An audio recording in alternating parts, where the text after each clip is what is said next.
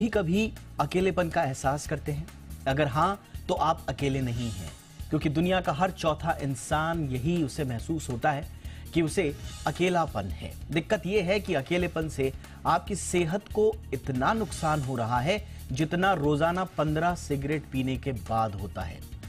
यही वजह है कि WHO ने इसे एपिडेमिक माना है और अकेलेपन यानी कि लोनलीनेस से लोगों को उबारने के लिए एक टेक्निकल एडवाइजरी कमेटी भी बना चुका है।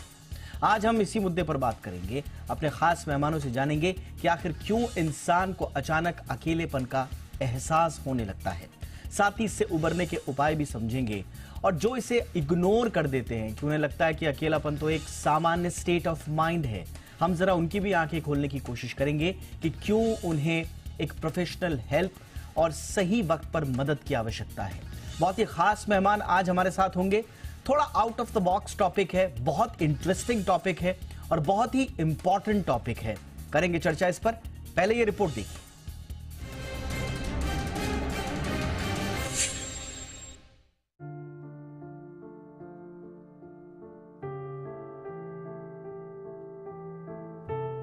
दरअसल अकेलापन एक तरह का यूनिवर्सल इमोशन यानी भावना है जिसे हम में से ज्यादातर लोग अपने जीवन काल में कम से कम एक बार जरूर महसूस करते हैं। लेकिन दिक्कत तब होती है जब कोई घटना या परिस्थिति अकेलेपन की स्थिति को लंबा कर देती है।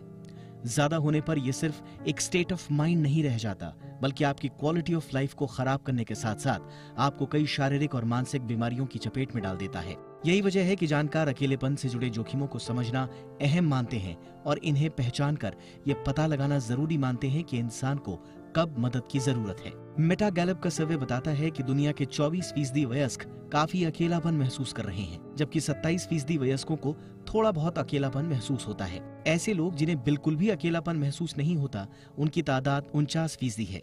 यानी दुनिया की आधी से ज्यादा आबादी या हर दूसरा इंसान थोड़ा बहुत से काफी ज्यादा अकेलापन महसूस कर रहा है। जानकारों का मानना है कि यह आंकड़ा और बड़ा हो सकता है, क्योंकि बहुत सारे लोग अपने अकेलेपन को छिपाना पसंद करते हैं।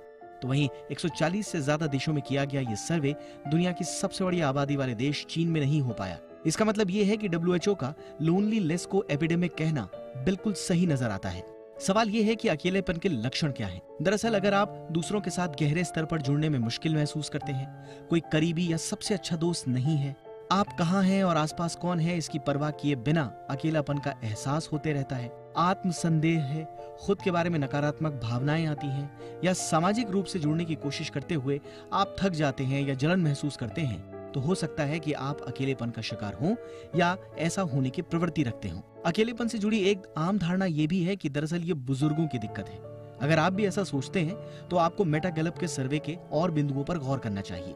ये सर्वे बताता है कि सबसे ज्यादा 27% लोग 19 से 29 साल के वयस्क हैं जो ये मानते हैं कि उन्हें अकेलापन महसूस हुआ, जबकि सबसे कम 17% लोग 65 साल से ऊपर के हैं जो ये मानते हैं कि उन्हें अकेलापन महसूस हुआ। यानी साफ है कि अकेलापन एज रिलेटेड प्रॉब्लम नहीं है और किसी को भी ये एहसास हो सकता है। अब सवाल यह है कि क्या अकेलापन खतरनाक है? इसका जवाब कुछ वक्त पहले अमेरिका के सर्जन जनरल डॉक्टर विवेक मूर्ति ने दिया। उनके मुताबिक अकेलापन मोटापे से ज्यादा खतरनाक है और यह हमारे शरीर पर 15 सिगरेट रोजाना पीने जितना असर डालता है और रोजाना 6 ड्रिंक शराब जितना नुकसानदायी है। डॉक्टर मूर्ति के मुताबिक यह हमारे मानसिक स्वास्थ्य, शारीरिक स्वास्थ्य और सामूहिक कल्याण यानी कि कलेक्टिव वेलबींग के लिए बहुत घातक है। दुनिया के कई जानकार और मेडिकल पेपर्स में अकेलेपन को heart diseases, stroke, dementia, inflammation और आत्महत्या जैसी समस्याओं से जोड़ा जा चुका है। यही वजह है कि ब्रिटेन ने अकेलेपन के मंत्री यानी कि मिनिस्टर ऑफ लोनलीनेस की नियुक्ति की है। जापान में भी मिनिस्टर ऑफ लोनलीनेस है और स्वीडन में भी मिनिस्टर ऑफ सोशल अफेयर्स बनाए गए हैं। दुनिया के दूसरे देशों में भी इस तरह के कदम उठाने की कवायद चल रही है। यहाँ ये समझना जरूरी है कि अकेलेपन से पार पाया जा सकता है, बशर्ते इसके लिए हर तरफ से काम हो। ब्यूरो रिपोर्ट, जी मीडिया।